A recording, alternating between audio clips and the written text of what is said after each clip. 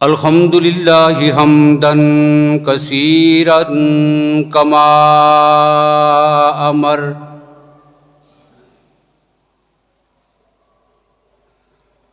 वनशहदु अल्ला इलाहा इल्लल्लाहु वहदहु ला शरीका लह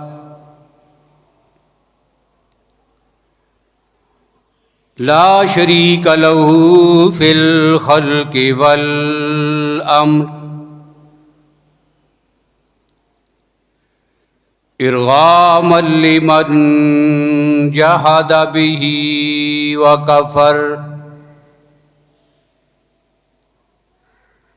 वनशहदु अन्न सय्यदना व सनदना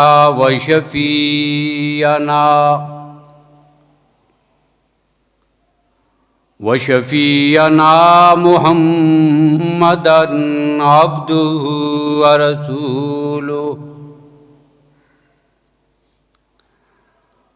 अम्मा बादु फ़अऊज़ु बिल्लाहि मिनश शैतानिर रजीम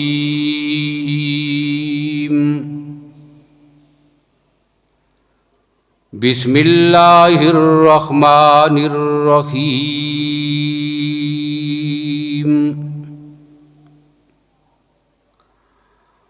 इल्ला तंसुरूहु फ़क़द नसरहुल्लाह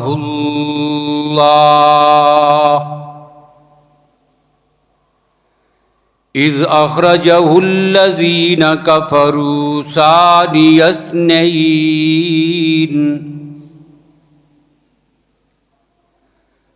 इज़ हुमा फ़िल ग़ारि इज़ यक़ूलु लिसाहिबिही ला तहज़न इज़ यक़ूलु लिसाहिबिही ला तहज़न इन्नल्लाह माना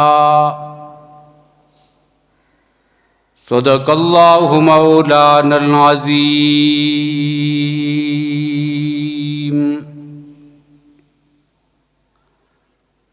अल्लाहुम्मा सल्लि अला मुहम्मदिन व अला आलि मुहम्मद बिअददि मन क़अद व क़ाम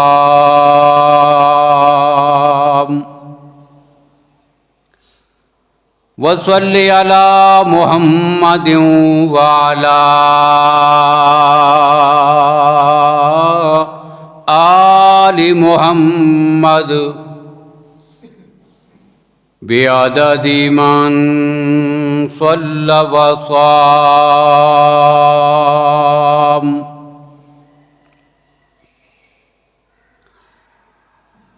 काबिल सद एहतराम बुज़ुर्गों, भाइयों, अज़ीज़ दोस्तों, माह जुमादा सानिया की मुनासबत से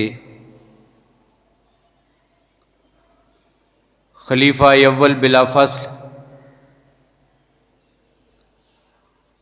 यार गारो यार मज़ार जान नशीन मुस्तफ़ा सैयदना सिद्दीक़ अकबर रज़ी अल्लाह ताला अन्हु के फ़ज़ाइल की मुनासबत से गुफ्तगू गुज़श्ता जुम्मा में भी आपने समाअत फरमाई है। आज भी इसी मुनासबत से चंद बातें मज़ीद आपके सामने ज़िक्र करनी हैं। आप रज़ी अल्लाह ताला अन्हुम के मनाक़िब, आपके फ़ज़ाइल जो कुरान पाक में मौजूद हैं या नबी अकरम सल्लल्लाहु अलैहि वसल्लम ने अहादीस में ज़िक्र फरमाए हैं, वो इतनी कसरत के साथ हैं कि अगर उन पर गुफ्तगू की जाए तो कई महीनों तक भी अगर मुसलसल गुफ्तगू हो तो तब भी बात मुकम्मल नहीं होती। इसलिए हमने अपने ईमान की ताज़गी के लिए मुख्तसर सा उनका जिक्र खैर करना है। और वैसे भी खुशबू को महसूस करने के लिए सारी खुशबू को खोलकर चेक करना ज़रूरी नहीं होता। उस खुशबू का एक झोंका भी बता देता है कि ये खुशबू कैसी है। सिद्दीक़ अकबर रज़ी अल्लाह तआला अन्हु की मुनासबत से अल्लाह के नबी का एक फरमान भी ईमान वालों के लिए काफ़ी है। जब अल्लाह के नबी तारुफ फरमा दें कि ये कौन है, तो फिर ईमान वालों का सिर्फ एक ही काम है कि अपने नबी के उस फरमान को तस्लीम करते हुए अज़मत सिद्दीक़ अकबर का इकरार कर लें। और यहाँ तो मामला ये है कि अल्लाह ने अपने नबी के ज़रिए पूरी इंसानियत को जो भी नेमतें अता की हैं,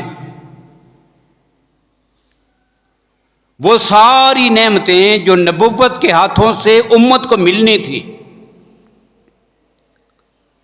आप हर नेमत को देखें, अगर वो एक ही को मिलनी है तो सिद्दीक़ अकबर उसका हकदार है।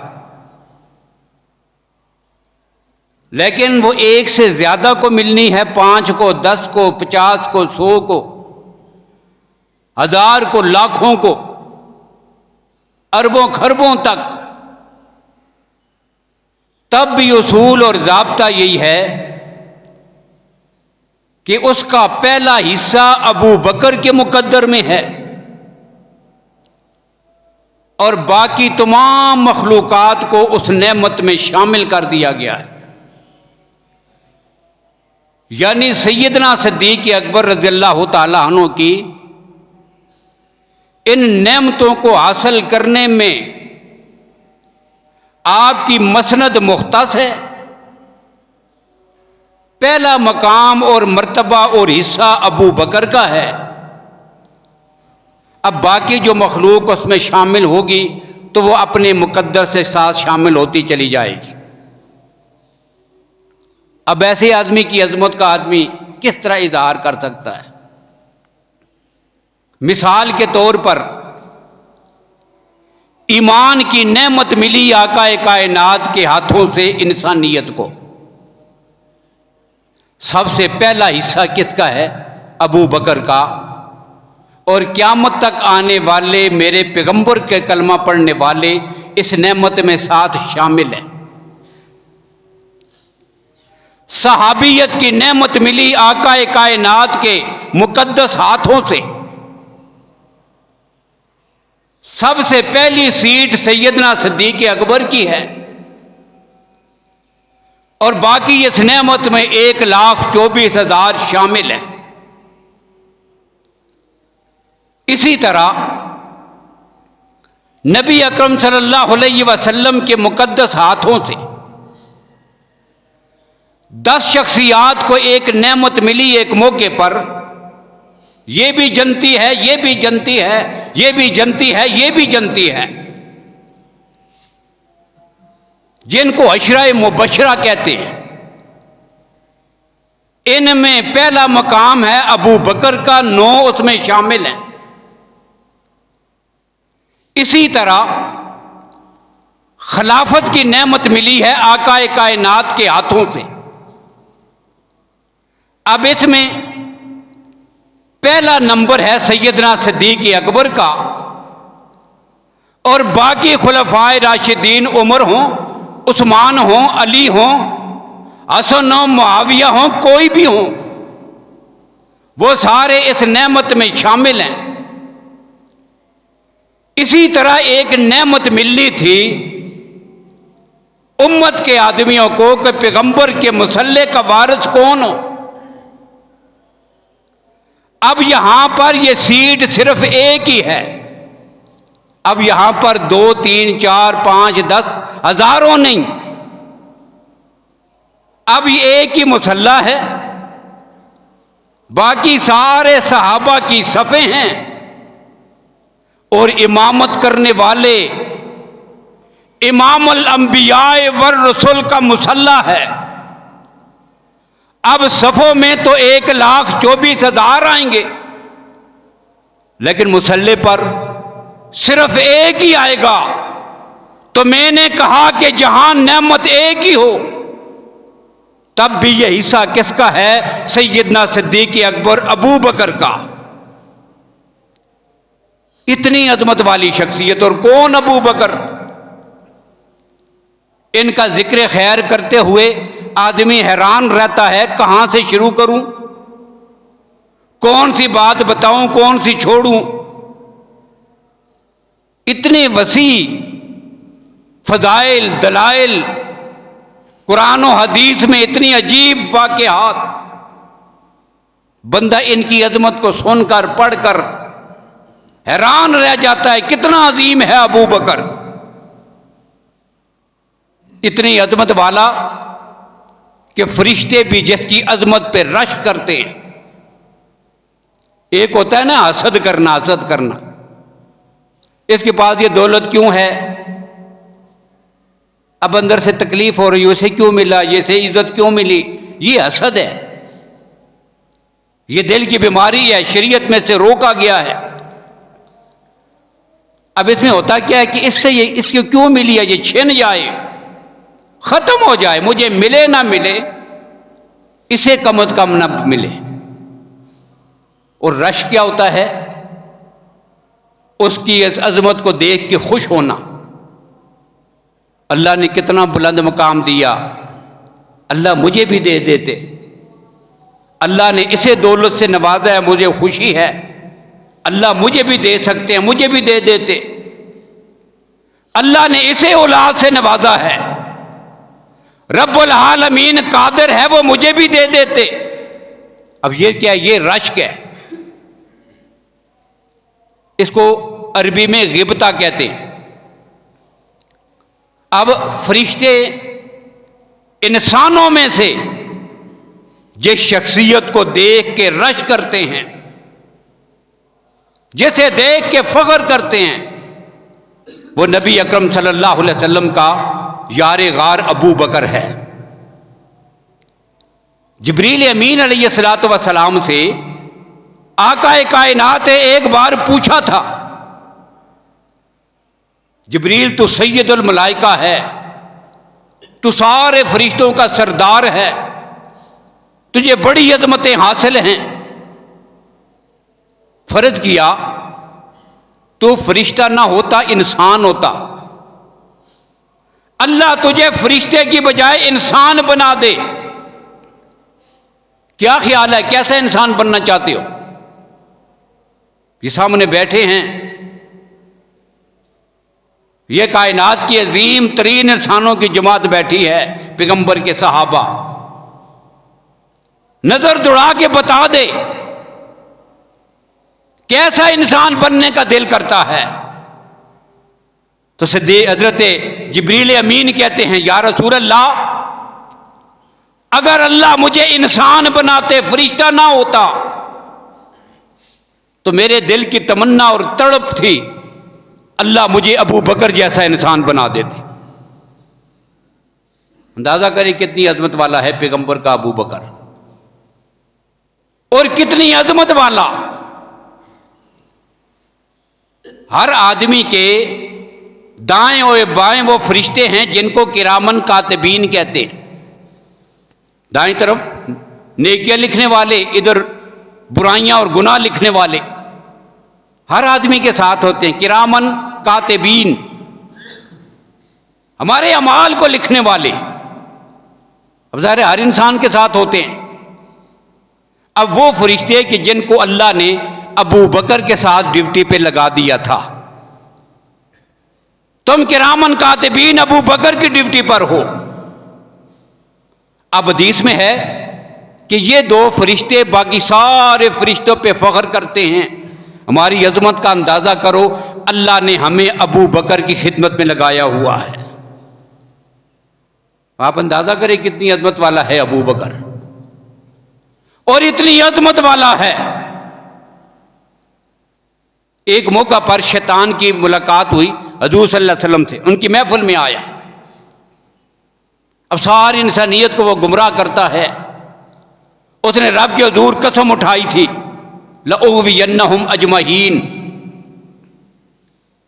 अब अल्लाह के नबी ने जो उससे मुकालमा फरमाया, गुफ्तगू हुई, उसमें एक सवाल यह भी था, बताओ अबू बकर के बारे में क्या कहते हो। अल्लाह के नबी ने शैतान से पूछा, बता अबू बकर के बारे में क्या कहता है। तो शैतान कहता है, जब इसने कलमा नहीं पढ़ा था तब भी ये काबू नहीं आता था, अब तो आपका कलमा पढ़ लिया है, अब इस पे मेरा बस कब चलेगा। इतनी अजमत वाला अबू बकर। और इसी वजह से अल्लाह के नबी ने आखिरी खुतबे में एक जुमला इरशाद फरमाया था, लोगों सुनो, अन्ना अबा बकरिन लम यसोनी कत्तो, कायनात में तन्हा वो अबू बकर है जब से मेरी महफिल में आया है और आज के दिन तक जिसने किसी गुनाह में शामिल होना तो क्या, मेरी राय के खिलाफ भी उसकी जिंदगी में कोई चीज साबित नहीं हो सकती। सारी जिंदगी जो मेरे कहने पे चलता रहा, जिसकी राय का इख्तलाफ भी मेरे साथ जिंदगी भर ना हुआ, वो कौन है, वो अबू बकर। तो ये वो अजमतें हैं, ये वो मकाम है। और क्यों ना हो, अल्लाह ने सिद्दीक अकबर रज़ियल्लाहु अन्हु का खमीर ही वहां से लिया था जहां से अल्लाह ने अपने नबी की मुकद्दस वजूद के लिए मट्टी ली है। और ये एक हदीस नहीं, मुतअद्दिद अहादीस में साबित है ये बात। एक में अल्लाह के नबी सल्लल्लाहु अलैहि वसल्लम फरमाते हैं कि मा मिन मौलूदिन इल्ला वफी सुर्रतिही मिन तुरबतिही हिल्लती खुलिका मिन्हा हत्ता युदफन फीहा, कि दुनिया में जितने बच्चे पैदा होते हैं, हर बच्चे की नाव में उस मट्टी का असर होता है कि जहां से उस आदमी का खमीर लिया गया था। दुनिया के किस कोने से, किस इलाके से, किस खित्ते से उसके वजूद के लिए मट्टी लाई गई थी। उस मट्टी का असर कहां होता है, बंदे की नाव में। और जब वो मर जाता है उसी जगह दफन होता है जहां से उसकी मट्टी उठाई गई थी, पहुंची वहीं पे खाक जहां का खमीर था। और ये वजह है कि जब हम अपने किसी मरने वाले को दफन करते हैं, मट्टी डालते हुए अल्लाह के नबी ने जो अल्फाज तलकीन फरमाया, दुआ है, क्या है, कुरान पाक की आयत, मिनहा खलकनाकुम, अपनी मुट्ठी के साथ मट्टी डाल रही हैं और साथ ही ये पढ़ना है क्या, मिनहा खलकनाकुम व फीहा नुईदुकुम व मिनहा नुखरिजुकुम तारतन उखरा। इसी जमीन से हमने तुम्हें पैदा किया, यहां से तुम्हारा खमीर उठाया गया था और फिर इसी में वापस आ गए हो। कल जब क़यामत का दिन होगा, इसी जगह से जिंदा करके तुम्हें उठाया जाएगा। तो जहां से खमीर लिया जाता है आदमी पहुंचता वहीं पर है मरने के बाद। अब अल्लाह के नबी ने फरमाया, आना व अबी बकरिन व उमर खुलिकना मिन तुरबतिन वाहिदतिन व फीहा नुतफन।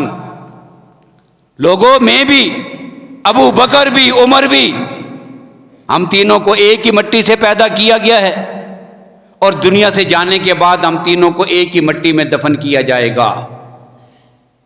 आज अबू बकर कहां आराम फरमा है, पैगंबर के पहलू में, आपके कदमों में।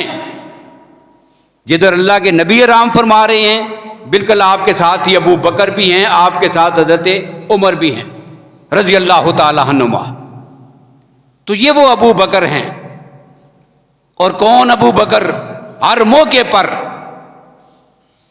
वाक़या मेराज हो, हिजरत का मौका हो, नबी अकरम सल्लल्लाहु अलैहि वसल्लम का सफर हो, अल्लाह के नबी अपने घर में हो, कहीं पर हो, हर मौके पे अल्लाह ने जिसे अजमतों से दो चार किया, जिसकी शान के डंके बजते रहे हर मौके पर, जिसे पैगंबर की महियत हासिल रही, ये कौन है? ये सैयदना सिद्दीक अकबर रज़ियल्लाहु ताला अन्हु की ज़ात।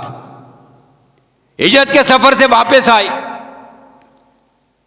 अल्लाह के नबी वापस तशरीफ ला रहे हैं, और रसूलुल्लाह सल्लल्लाहु अलैहि वसल्लम के साथ जाते हुए कौन था? जिब्रील अमीन। सिदरतुल मुंतहा पे जाके रोक के, वापसी पर भी जिब्रील अमीन जमीन तक साथ हैं। अब जिब्रील, हदीस में है तिरमिज़ी शरीफ में कि जिब्रील अलैहिस्सलाम ने वापसी पे आते हुए अल्लाह के नबी सल्लल्लाहु अलैहि वसल्लम के सामने एक बात कही, या रसूलल्लाह आप मुझे कुछ परेशान लग रहे, किसी सोच में है।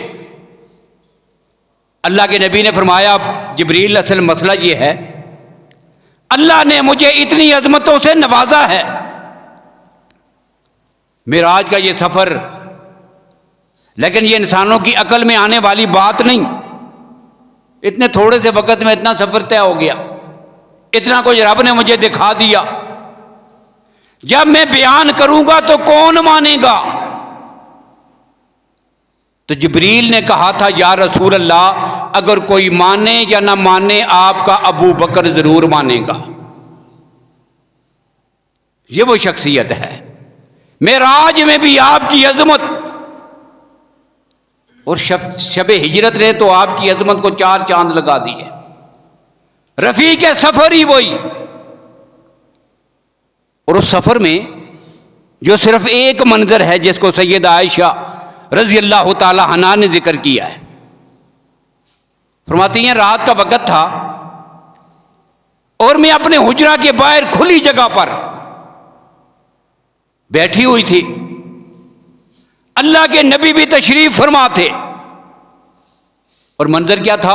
बैना रास रसूलुल्लाह सल्लल्लाहु अलैहि वसल्लम फी खिजरी, मैं बैठी हुई थी और आकाए कायनात लेटे हुए थे, आकाए कायनात का सर मेरी गोद में था। बातें हो रही थी।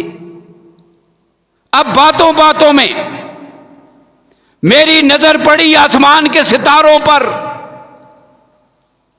भरा हुआ है आसमान सितारों से, सितारे जगमगा रहे हैं।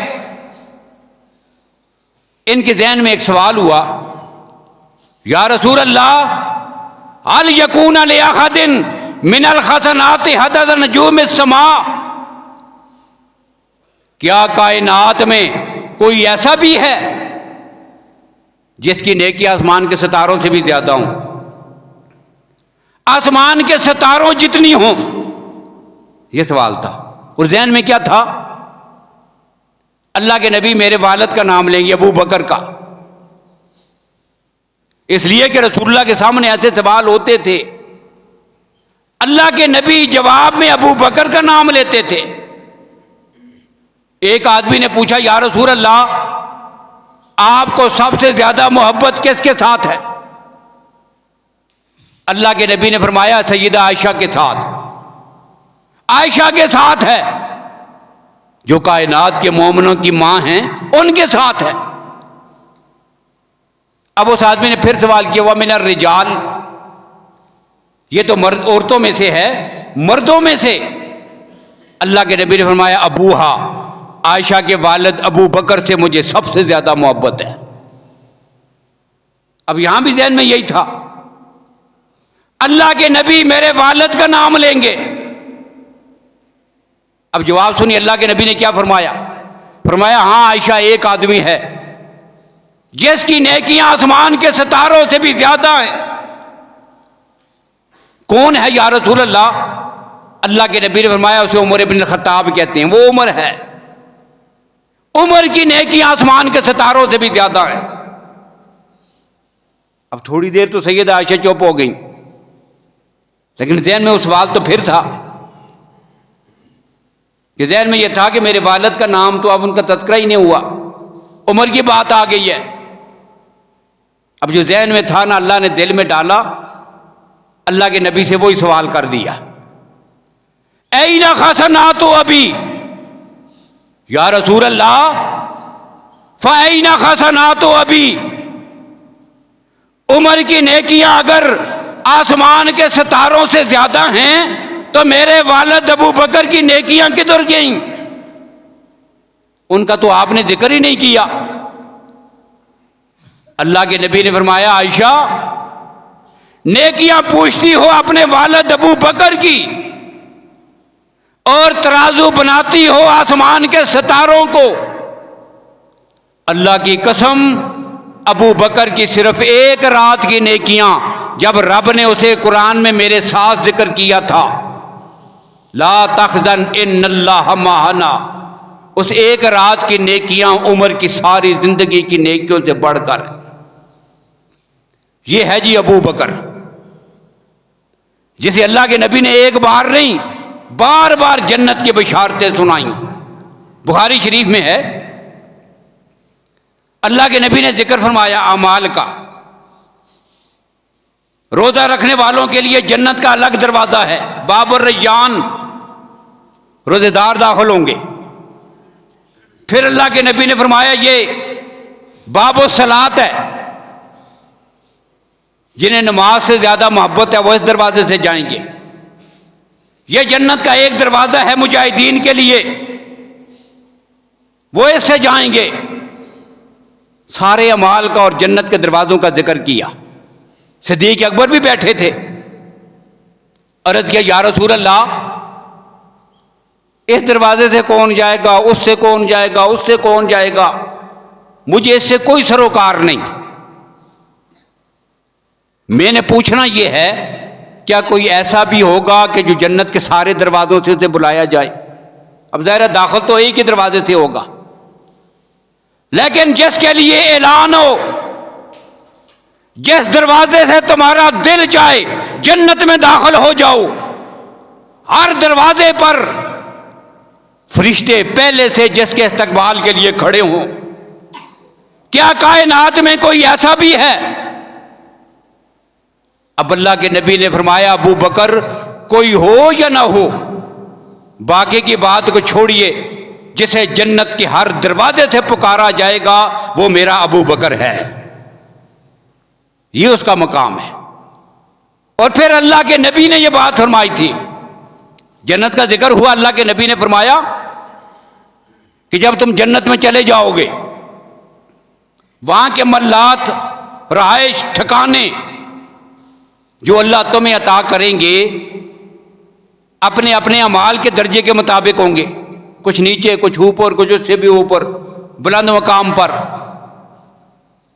और जो नीचे वाले तबके के लोग हैं, ये ऊपर वालों को जब देखेंगे, सबसे ऊपर वालों को,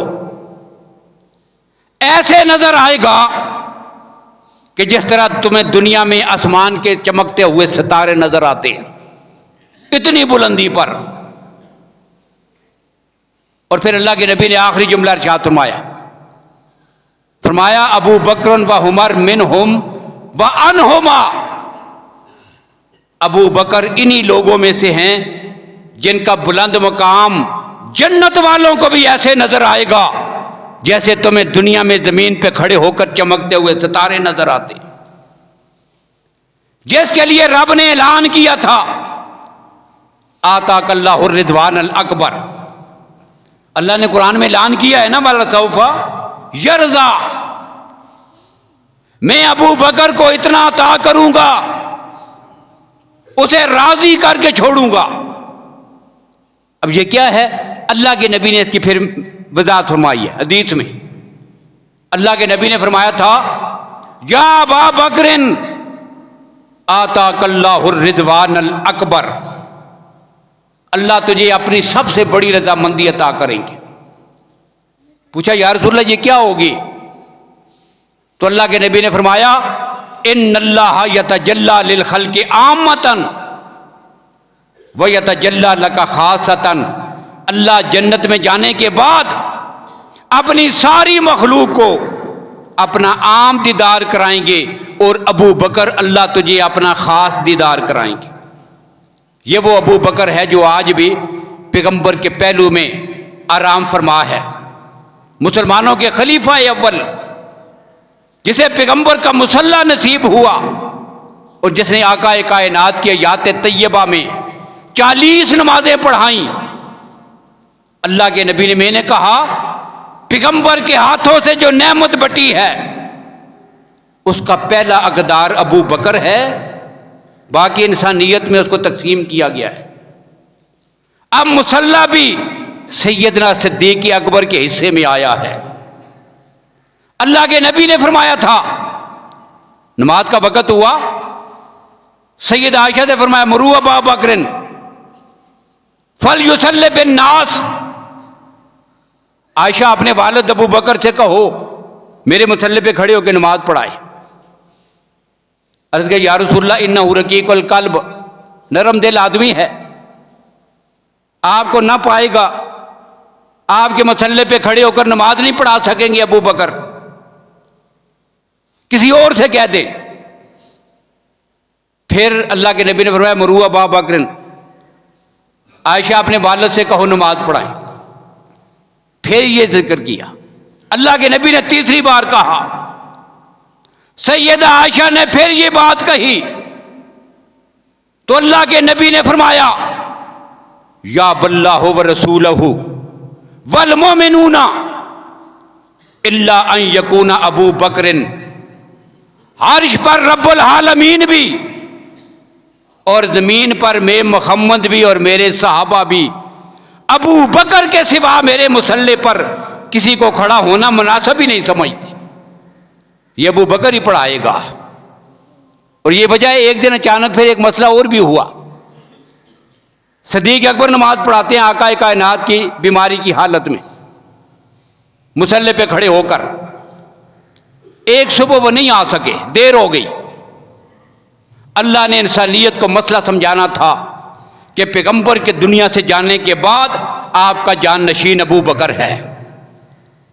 कैसे समझाया? अबू बकर को देर हो गई, इमाम साहब नहीं आए। अब सारे साहबा बैठे हैं, कुरान पाक के हाफिज हैं, कारी हैं, आलिम हैं, अपने दौर के मुजतहिद हैं, बड़ी शख्सियात हैं, साहिब इल्म तकवा हैं, कोई भी नमाज पढ़ा दे। अबू बकर जो नहीं आए, अब एक आदमी आगे खड़े हुए, दूसरे ने कहा भाई चलो देर हो रही है नमाज पढ़ाओ। एक सहाबी खड़े हुए और नमाज शुरू कर दी।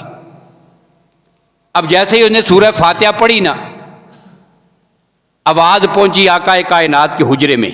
साथ ही अल्लाह के नबी बीमारी के बावजूद आहिस्ता से चरपाई से नीचे उतरे और चलते चलते आगे पर्दा हटा दिया। फरमाया ठहर जाओ, क्या कर रहे हो? अबू बकर किधर है? या रसूलल्लाह वो आए पहुंचे नहीं थे, इस वजह से एक आदमी। फरमाया नहीं नहीं नहीं, ये कोई इत्तेफाकी बात तो नहीं, जो भी आए मुसल्ले पे खड़ा हो जाए। मैंने इंसानियत को मसला बताना है। ला यंबगी लिकौमिन फीहिम अबू बकरुन अन यउम्महुम गैरुहु। अली पीछे खड़े होंगे, मेरा चचा अब्बास पीछे खड़ा होगा, हसनैन करीमैन पीछे खड़े होंगे, बाकी सहाबा पीछे खड़े होंगे, और इमाम बनकर अगर कोई मेरे मुसल्ले पे खड़ा होगा तो वो अबू बकर सिद्दीक है। अब दरमियान नमाज में से उसको रोक के पीछे कर दिया। इतने में अबू बकर तशरीफ लाए, फरमाया अब नमाज पढ़ाओगे? अबू बकर पढ़ाएगा तुम्हें नमाज। ये क्या है? ये मसला बताना है कि अंबिया के बाद कायनात में सबसे अफजल तरीन हस्ती किसकी है? वो सैयदना सिद्दीक़ अकबर रज़ी अल्लाह तआला अन्हु की ज़ात गिरामी है। तो बाकी गुफ्तगू इंशाअल्लाह आइंदा। अल्लाह ताला में तमाम सहाबाए किराम रिज़वानुल्लाह ताला अलैहिम की सच्ची अकीदत मोहब्बत नसीब फरमाएँ, उनके नक्शे कदम पे चलने की तौफीक नसीब फरमाएँ। व आखिर दावाना अनिल हम्दुलिल्लाहि रब्बिल आलमीन।